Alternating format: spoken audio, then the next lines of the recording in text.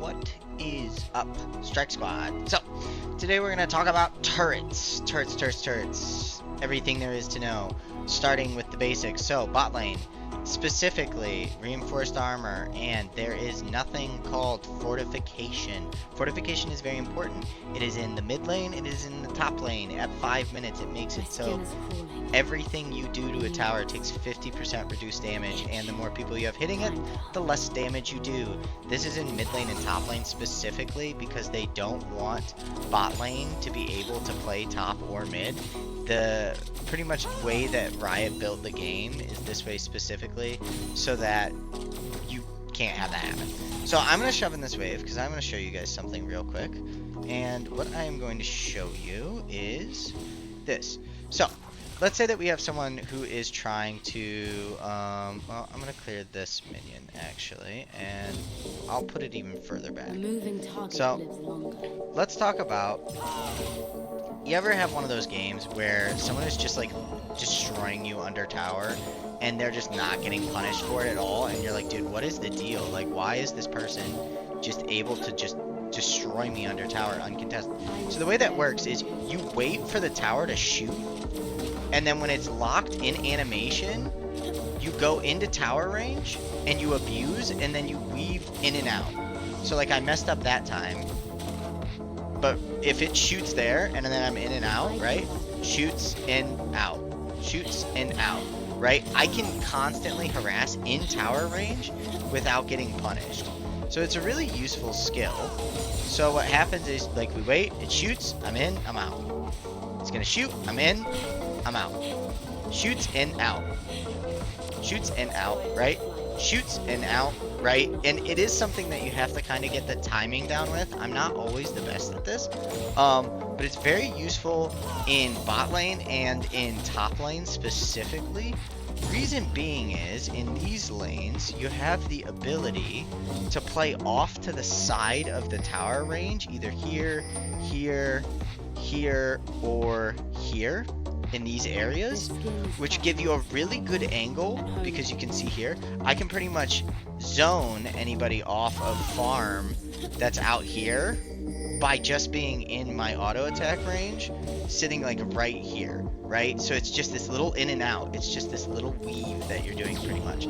Now, the other thing that we're going to talk about, besides the reason why bot lane is bot in the first place, and the reason why tower plates can be taken bot lane early but not really top and mid early, is we're going to talk about last hitting under tower, which is like a very important skill that a lot of people, I think they know how to do, but then they end up missing just like a ton of farm early under tower, and it really messes up their lane.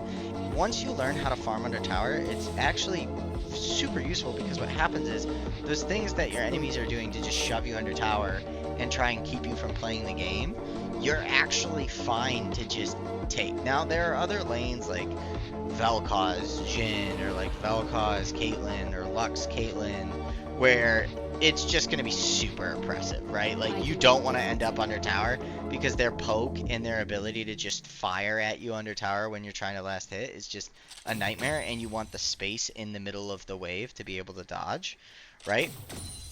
But that aside, we want to talk about how to, like, farm under tower, right? So when we're looking at farming under tower, there's a couple things that we need to talk about. First off is that the tower will always aggro to a cannon minion.